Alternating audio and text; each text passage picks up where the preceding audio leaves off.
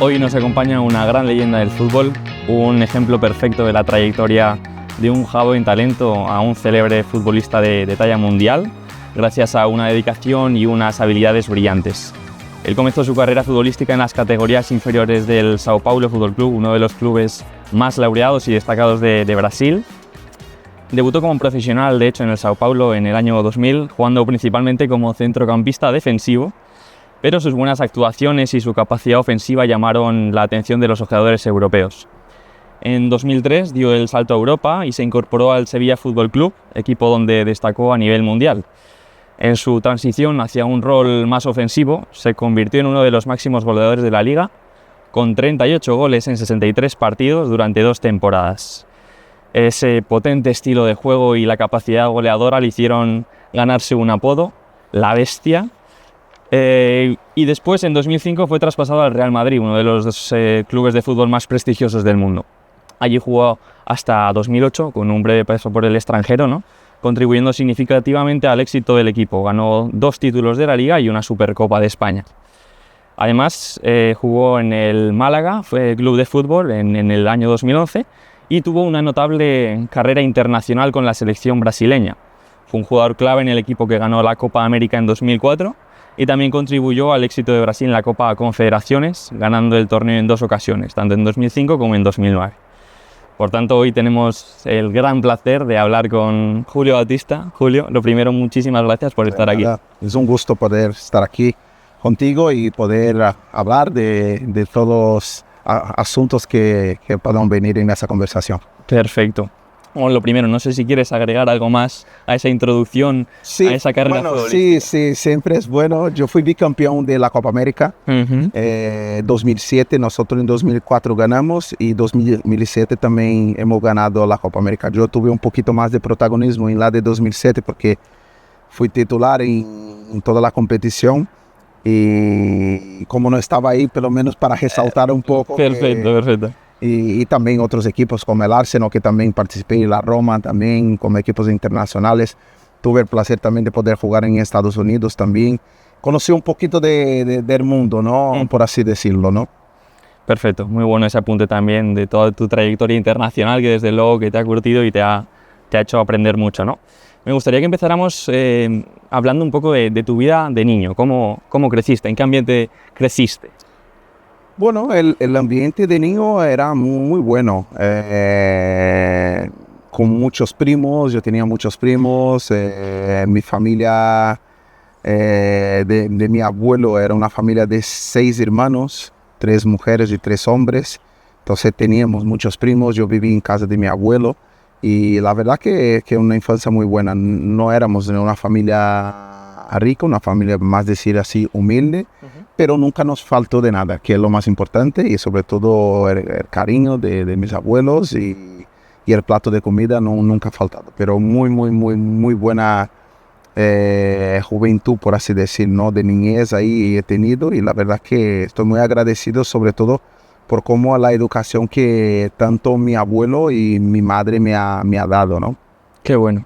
Centrándonos un poco en lo que es la carrera futbolística, aunque fuera de joven, ¿cómo empezaste tu carrera en el mundo del fútbol? Yo jugaba en una escuela de fútbol que se llamaba Pequeños do Jockey,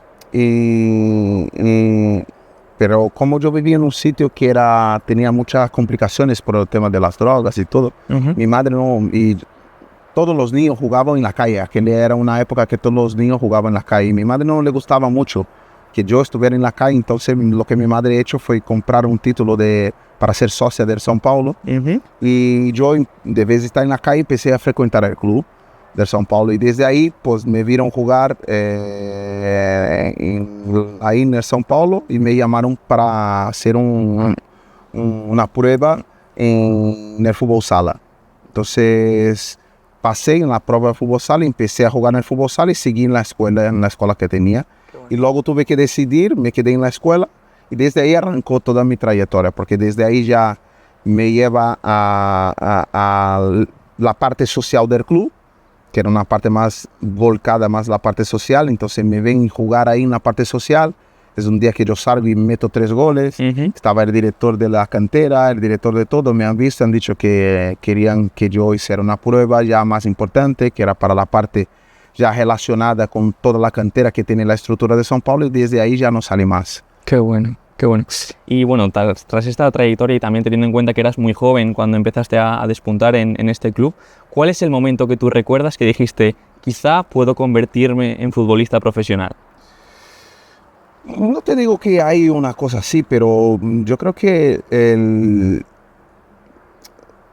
cada una persona debe tener una sensibilidad para encontrar su camino, ¿no? Por así decirlo, ¿no? Yo creo que yo lo tenía porque yo era muy pequeño y tenía las cosas muy claras de lo que yo quería hacer. Entonces yo siempre cuento una anécdota que ahí, cuando yo jugaba en la calle, estaba jugando con gente de mi edad y también había gente mayores, y me había un chico, un señor ya me abordó, me ha dicho, joder, juegas muy bien y tal, ¿por qué no vas a hacer una prueba en algún equipo? Y yo le dije, mira, yo juego ya en el São Paulo y tal, y me ha dicho, pues enhorabuena y tal, y ojalá puedas convertirte en jugador profesional. Y yo cogí y le he dicho, mira, no solo me convertiré en jugador profesional, pero jugaré un mundial. Y aquello para la persona le chocó, porque dice, ya, pero tornarse jugador profesional ya es difícil, y jugar un mundial. Y yo le he dicho, sí, pero es un sueño que tengo y yo sé que lo voy a cumplirlo. Entonces, y luego cuando estoy en el mundial de 2010, yo recuerdo luego viene todo y me emociono, porque viene todo eso en el partido que jugué contra Portugal, que fue el único partido que jugué, y me emociono porque luego viene toda esa historia en mi cabeza, ¿no? Entonces, lo que quiere decir con esto, con esa historia, es que no existe nada imposible. Muchas veces las personas nos colocamos límites y por eso las cosas no ocurren, ¿no? Totalmente, totalmente. Qué interesante, la verdad. Bueno, avanzas allá en tu país y de repente te llaman desde aquí, desde la Liga, sí, y vienes al Sevilla. ¿Cómo fue tu recibimiento? Increíble. Yo viví un paso de transición en São Paulo. São Paulo vivía un momento, subieron muchos jugadores jóvenes en el equipo, y no conseguíamos tener la tranquilidad para poder trabajar todos los chicos jóvenes que estábamos ahí.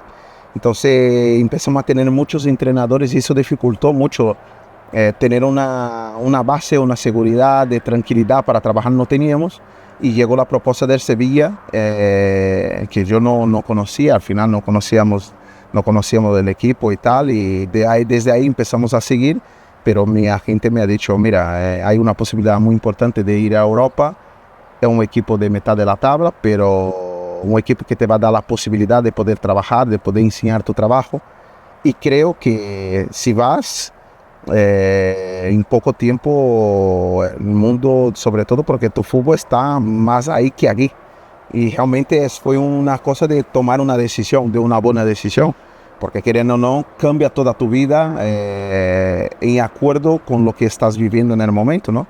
Entonces decidí, no tardé mucho en decidir. En un día me decidí, le comuniqué a mi agente que sí, que quería ir, y 2 días después, 3 días después, ya estaba viajando para España, para Sevilla, ¿no? Qué bueno. Y llegas al Sevilla, cambias un poco tu rol también, ¿no? Dentro del campo, sí, quizás un poco más defensivo, un poco más ofensivo. Sí, yo al final... es como un cambio, ¿no? Yo era delantero, siempre fui delantero. Y luego un entrenador, cuando vio que yo estaba perdiendo un poco de espacio en las categorías inferiores del São Paulo, me volvió a cambiar para centrocampista, porque él creía que con las capacidades físicas que yo tenía, y si yo cambiase mi posición dentro del campo, iría a progresar mucho más de que jugando solo delantero. Entonces, ese cambio de posición me ha hecho progresar mucho. Entonces fue lo que me permitió volver para Europa, aunque jugando de medio centro defensivo, era más un 8, que aquí en España o en Europa se llama más un box to box, que percurre mucho el campo. Y ahí pasó, y en los entrenamientos Joaquín Caparrós me empezó a ver que yo tenía una habilidad llegadora muy potente y tenía mucha facilidad para marcar. Entonces los anotadores, cuando yo me acuerdo, cuando llegué en España, marcaban, los delanteros, eran los pichites, no sé qué, marcaban 5, 7, 6, 7 goles. Entonces en la pretemporada ya empecé a marcar goles y en los entrenamientos él ha visto. Entonces él me llega y me comenta que creía que mi posición adecuada no era la que yo estaba jugando y que era la posición un poco más adelantada, que sería de un media punta por delante del medio centro y por detrás del delantero, pero no jugando de espalda para gol, y sí utilizando todos los espacios que los compañeros dejaban por la potencia que yo tenía. Entonces, de ahí empezó, de ahí salió el apodo La Bestia. Efectivamente, y bueno, después de esa temporada, de repente el Madrid llama a tu puerta. ¿Cómo recuerdas ese momento? Bueno, para que el Madrid te llame hay que hacer muchas cosas, para así decirlo, ¿no? En aquel tiempo era muy difícil hacer 2 temporadas haciendo muchos goles. Entonces yo hay una temporada que hago 20 goles y la otra por ahí cerca de 18 y tal, pero yo perdí un balón de oro para Ronaldo, que yo he hecho 20 y él ha hecho 24. Entonces perdí para el mejor del mundo, él haciendo 24 y yo haciendo 20. Entonces, solo para decir cómo era de difícil hacer 20 o 25 o 30 goles en aquellos tiempos, ¿no? Pero aún así, yo creo que ha despertado en el Madrid sobre todo por el rendimiento que conseguí extender por los 2 años, ¿no? Y que seguirías extendiendo si siguiera en el Sevilla. Porque estaba muy, muy cómodo ahí, fui para el Madrid. Para mí fue una decisión muy buena, ¿no? Me ha dado a nivel internacional una gran proyección. Yo estaba ya en la selección, seguí yendo para la selección y la verdad que jugar en el Madrid, aunque jugué en muchos equipos buenos, pero tiene un sabor especial, ¿no? Qué bueno, qué bueno. Hablando un poco de toda esta trayectoria, tanto dentro de la Liga como en otras competiciones, como habías mencionado, me gustaría que nos comentaras acerca de algunos compañeros o incluso rivales que hayas tenido tú que recuerdes porque te hayan marcado especialmente. Compañeros que me han marcado. Sí, así como algún compañero que hayas tenido en el equipo que te haya enseñado a tener esa energía o a tener esa mentalidad, esa constancia dentro del campo. Cuando jugué en el Madrid cambió bastante mi manera de entender y ver las cosas. Uh-huh. Sí, porque cuanto más grande era el jugador, más simple era el jugador. Entonces, eso me ha hecho entender que tendría que seguir siendo una persona humilde, trabajando mucho y seguir aprendiendo. Y eso yo creo que lo que me ha dado la libertad de seguir progresando, la capacidad de siempre querer aprender. Entonces, yo creo que por eso que he progresado, pero sobre todo viví mucho con grandes jugadores, sobre todo un jugador que siempre me impresionó mucho en los entrenamientos y todo era Zidane. Zidane en los entrenamientos, no solo en los partidos, pero en el entrenamiento he visto cosas que a nivel de pocos jugadores hacerlo, ¿no? Entonces, muy, muy, muy, muy bonito de verlo y cosas que se te queden grabadas en la memoria, en la cabeza, ¿no? Desde luego, desde luego. Y hablando un poco también de retos, ¿cuáles dirías que han sido los grandes retos a los que te has encontrado a lo largo de tu trayectoria? Siempre cuando existen cambios, hay un reto a enfrentarse. El reto de salir de Brasil a llegar aquí era un reto. No hablaba español, no sabía comunicarme, tenía que estar con las orejas abiertas a todo lo que me decían, muchas cosas no entendía. Luego leyendo mucho para aprender lo más rápido posible, estando en contacto solo con los jugadores españoles. Entonces vas aprendiendo con fuerza, ¿no? Sí, como decimos, ¿no? Pero yo creo que eso, al estar aprendiendo de esta forma, te ayuda también a integrarse mejor. Si te encierra en ti mismo y crees que estás en tu país y quieres vivir de la misma forma que estás en tu país, en el otro país, no acabas progresando. Uh-huh. Y el hecho de yo llegar en España y rápidamente me situar y integrarme en todo lo que hacía la gente y muy habituada a los costumbres españoles y todas las cosas, pues al final te integra en la sociedad y al final todo te genera más facilidad. Sí. Desde luego. Hablando un poco también de temas personales, al final un futbolista es alguien que está pues sometido a mucha presión, ¿no? La presión mediática, presión futbolística de todos lados. ¿Es difícil compaginar la vida profesional, en este caso dentro del mundo del fútbol, con la personal? Sí. Yo tuve un apartado en mi vida que me ayudó mucho, que desde los 17 años iba a la selección brasileña. Para nosotros brasileños, ir a la selección es como una religión, es una cosa, yo creo que una de las cosas más importantes que existe para un futbolista. Y la camisa de la selección pesa bastante. Y el hecho de empezar a ir tan joven a la selección y sentir esa presión, la verdad me ayudó mucho para todo lo demás. Entonces, tanto es que después cuando empiezo a ir a la selección absoluta y todo, esa presión no la sentía tanto. Luego la tienes que gestionarla, pero no pensaba en tanto en ella. Yo creo que las cosas ocurren cuando tú piensas demasiado en ellas. Entonces, donde conviertes una cosa que no existe a existirla. Por ejemplo, si no tienes miedo y empiezas a pensar mucho en el miedo, luego crearás un miedo de una cosa que estás pensando mucho. Entonces yo no pensaba mucho. Yo llegaba dentro del campo, intentaba ejecutar lo que yo tenía y lo que había hecho durante toda la semana. Y la base para todo es, yo creo que el entrenamiento puede ser tanto en el fútbol o en otras áreas, pero lo que te da la tranquilidad de entrar en un estadio con 50, 60, 70 mil personas y hacerlo bien es el entrenamiento. Entonces, cuanto más entrenas, más preparado estás para desarrollar lo que tenga que desarrollar dentro del terreno de juego. Claro que luego, ¿cómo manejas cuando fallas? ¿Cómo manejas entonces, cosas sencillas. Los jugadores grandes que eran más mayores te decían, Julio, en el principio, cuando iba a jugar un partido importante, los primeros pases es muy importante. Busca hacerlo de la manera más sencilla, acerta los primeros pases, luego ya te va a olvidar, entrará en el juego.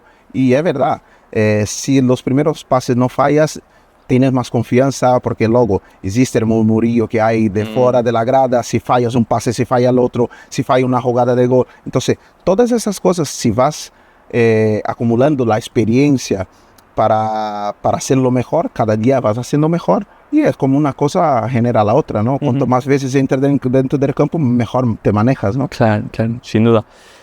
Bueno, después de toda esta trayectoria, mucha presión, al final es una vida que estás muy dentro del club, del entrenamiento, del mundo del fútbol, pero llega un momento en el que decides pues, colgar las botas, como decimos, ¿no? Retirarte y pasar a tener quizás otra vida, otro episodio. Sí. ¿Cómo fue esa transición a la hora de ser pues, ya oficialmente como exfutbolista? Bueno, yo pienso que la vida está hecha de ciclos. Y las personas que consiguen entenderlo son las personas que sufren menos. Entonces yo he visto que un momento dado que tenía muchos dolores en la rodilla por la consecución de todos los años que he jugado y que no daba más. Entonces he dicho, mira, voy hasta aquí y hasta aquí está bien. Estaba contento con lo que había hecho. Y habría que empezar una nueva trayectoria, a dar un otro paso a otra cosa. Y entonces fue cuando he descubierto que entrenar y estar junto en el terreno del juego me daba la felicidad que yo estaba buscando en algo. Entonces yo me formé como entrenador y ahora estoy trabajando en esa función como entrenador, ¿no? ¿Cómo fueron los comienzos como entrenador? Bueno, ¿notaste mucha diferencia entre ser el que escucha los consejos al que tener que dar los consejos y ser como el líder? Es todo, ¿no? Vas de la formación, ¿no? Yo empecé en categorías formativas, tuve la felicidad, tuve 6 meses en el Rayo, en el Leganés, junto con mi segundo, José Luis, y luego pasé ya directamente para el Valladolid, donde pasé 5 años. Entonces, estuve en Liga Nacional, 1 año, División de Honor, y luego 3 años en la categoría sub-23, que es la más importante debajo de un club, ¿no? Que está dentro de la asociación de un club, que es el equipo formativo. Y la verdad se aprende mucho. El principio es como todo, tiene menos habilidad, sobre todo con lo que conlleva a lo que vas a hacer más, que es hablar. Antes como jugador, yo pienso que hay una cosa importante que del jugador, que cuando va llegando cerca de la etapa final, el jugador si tiene ese integrado en él, que es el aspecto de líder, de liderar, luego a la hora de pasar al otro lado es más fácil. Entonces, porque ya adquiere esa habilidad de liderar, de hablar, de motivar a sus compañeros, y entonces yo siempre he tenido un poco de esa habilidad, y al final cuando pasas para el otro lado tienes que pulirlo. Entonces luego hay que existir un método, una metodología para que eso esté todo organizado y que tu mensaje a los jugadores pueda ser un mensaje que todos lo entiendan, porque no está hablando solamente para una persona, está hablando para un grupo de 20, 30 personas, ¿no? Totalmente. Al final es un poco lo que decías antes, ¿no? Todo se trata de practicar, de ir entrenando, y cuanto más lo practicas, más seguro y más, con más confianza. Es normal que primera charla que di como entrenador, a lo mejor me acuerdo, fue una charla que yo me la preparé en casa, pero te sientes un poco nervioso, pero por la inseguridad que es la primera. Claro. Y luego cuando estaba dando la charla para jugadores de 23, 25 años, una charla totalmente distinta, porque es una charla que tú ya tienes una capacidad diferente. Entonces puedes llegar casi hasta sin preparar la charla, pero si tiene la idea de lo que quiere transmitir para los jugadores, lo vas a transmitir con seguridad, que es lo más importante. Totalmente, desde luego. Una de las cosas que me gustaría comentar también es que al final, pues dentro del mundo del fútbol, y más al nivel al que tú has estado, pues al final es algo inevitable, y es que tienes que manejar un capital considerable, ¿no? Entonces, me gustaría preguntarte también, de cara a nuestra audiencia, si te consideras un interesado en el tema de las finanzas y de la inversión. Sí, yo hice el camino al revés, ¿no? Yo, cuando tenía 18 años, la mayoría de mis amigos eran empresarios. Ajá. Por una cosa del destino me relacioné con un amigo hoy que es fallecido, que es João Paulo Diniz, que era muy, muy amigo mío en Brasil, y teníamos un grupo de amigos y todos ellos eran empresarios. Yo salí de ahí, de São Paulo, entonces todas las semanas o 2 veces por semana almorzaba con ellos, ¿no? Ajá. Entonces se escuchan muchas cosas, lo que hacen de trabajo, qué horas van a dormir, cuáles son sus motivaciones. Entonces vas aprendiendo muchas de las cosas, y yo creo que una de esas cosas me ayudó mucho a ser una persona un poco más integrada. Entonces tanto es que cuando llego en el primer año en el Sevilla, los 2 años que estuve en el Sevilla, no lo he hecho, pero ya cuando pasé al Real Madrid sí que ya busqué una estructura de gente más capacitada para ayudarme. Claro. Entonces yo creo que es la mejor forma de conducir, es tener gente de confianza a tu lado que pueda ayudarte a invertir. Pero no solo eso, yo creo que también hay que existir del jugador e entender. Yo creo, porque, que una persona esté invirtiendo tu dinero está muy bien, pero si lo entiendes, Claro. es mucho mejor. Entonces yo siempre lo que he intentado es profundizarme un poco, no tanto porque no tenía de este tiempo, pero un poco a profundizar para saber cómo funciona el mercado, cómo funcionan las divisas, cómo funciona un poco todo, y de ahí empezar a hacer los negocios, ¿no? Qué bueno y qué importante que lo digas, porque te quería preguntar justamente, ¿hay algún consejo que le darías a alguien que sea, pues, un futbolista quizá joven, que esté empezando ahora y que de repente pues empieza a ganar más dinero y que quizá no sepa cómo enfocar? Yo creo que hoy en día, con la capacidad que los futbolistas tienen hoy, porque tienen mucho más acceso de lo que teníamos nosotros. Sí. Y entonces normalmente la mayoría de los jugadores, como están en una agencia, normalmente la agencia ofrece ese trabajo, ofrece ese servicio. Y si no lo ofrece, el jugador le tiene que buscar gente especializada en cómo manejar su dinero. Ahí va de las diferentes propuestas que él quiera dar a su patrimonio, ¿no? Si quiere dividir el patrimonio en 30, 40, 30, y ahí depende de lo que quiera hacer cada uno, ¿no? Totalmente. Y por esa misma dirección, si tú te tuvieras que dar un consejo a ti mismo hace pues quizá 15 o 20 años acerca de pues un poco cómo direccionar esta vía, ¿cambiarías algo? Sí, hubiera hecho diferente, hubiera hecho distinto. Hubiera ya desde el principio, desde cuando estuviera en Brasil, hubiera constituido una holding family. Uh-huh. Y dentro de la holding family varias estructuras que cuidarían de toda mi patrimonio. Una solamente destinada a parte inmobiliaria, otra destinada a mi imagen, y así está mucho mejor estructurado. Qué bien. Bueno, muy interesante esto que comentas. Hablando un poco y ya acercándonos al final de la entrevista, hablamos un poco del tema de las inversiones y el tema del fútbol. Ambos son aspectos de la vida en las que se requieren pues una fortaleza, también una práctica, etc. ¿Cuáles son los paralelismos que ves entre en el ámbito de las inversiones y el ámbito del fútbol a alto nivel? Hay cosas en común y hay cosas que no, ¿no? Porque al final en las finanzas uno se basa por las métricas. Entonces tú tienes un parámetro, unas métricas que las tienes que seguir y vas a tener que tener mucha información para, me imagino, ¿no? Más o menos lo que leo y de lo que pienso, ¿no? Luego me corriges si estoy equivocado. Y luego con toda la información, elegir bien qué momento es el momento adecuado para entrar y qué momento es el momento adecuado para salir, ¿no? En el fútbol ya es un poco más diferente porque en el fútbol, primero, que ya no haces tú solo. Depende de un equipo. Correcto. Entonces es todo en conjunto. Dependemos de una cosa, que el balón entre. Hay días que el balón entra, tocan en el palo y no entra. Puede estar jugando un día entero que el balón no va a entrar. Y otra cosa que el balón se juega con los pies. Cosas similares que veo es la confianza. Un trader cuando hace una mala gestión y pierde, ¿cómo le afrontará el siguiente negocio apostando? Normal, se queda en el subconsciente de la persona lo que pasó antes y cómo la va a afrontar después. Entonces, la tiene que manejar muy bien la parte esa de no estar pensando ahí, porque si no siempre va a estar pensando lo que perdió. Entonces, la persona va a actuar con miedo y del miedo no le va a dejar actuar con una probabilidad de éxito grande. Y en el fútbol un poco parecido también. Si te equivocas y tal, y empiezas a pensar mucho, te ayudará a que no consigas actuar de una forma para obtener más rendimiento dentro del juego. Exacto. Y evitar un poco pues el actuar como por impulso, ¿no? Sí, qué bueno. Y ya la última pregunta que tengo. Hemos visto como últimamente hay muchos patrocinadores dentro de precisamente del mundo de las inversiones, ¿no? Patrocinadores de fútbol a todos los niveles, tanto de competición como de clubes.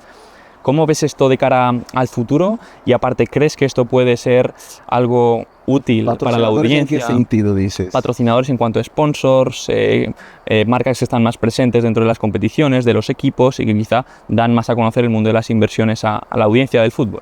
No, eso está bien. Yo creo que es toda la información. Yo creo que en el mundo, yo creo que tenemos una mala cultura en relación al dinero. Porque, por ejemplo, yo creo que no hay ninguna asignatura que habla del dinero. Y sin embargo, tú lo que haces, la primera cosa cuando sales de trabajar, sales del curso de la escuela, ¿no? Por así decirlo, del instituto, es manejar dinero. Entonces, para mí es una cosa que debería que estar. Y si no está, tú vas a tener que pedir a las personas que trabajen contigo para que puedas aprender, porque la única forma que tú, porque al final siempre serás tú la persona indicada para tomar las decisiones, aunque tenga personas que te van a aconsejar, pero la decisión es tuya. Yo pienso que es así. Yo las decisiones más importantes de ciertas cosas lo he hecho yo, tanto para bien como para mal, y es bueno porque las malas que he hecho me asumo yo la responsabilidad y ahora tengo conciencia de los procesos que tengo que detener para poder hacer un negocio y acabas aprendiendo con el error. El dinero, todo el mundo va a ganar y va a perder dinero. Aquel que dice que no va a perder nunca dinero es mentira. Va a ganar y va a perder dinero. La cosa más importante es yo pienso que siempre es hablar en equipo. Cuando tú tienes un equipo con personas capacitadas, lo que haces es que te convierten mejor porque toman mejores decisiones. Totalmente, totalmente. Pues bueno, con esa reflexión de Julio acabamos aquí esta maravillosa entrevista. De nuevo darte las gracias por haber estado aquí con nosotros. Un gusto. Y nos vemos pronto.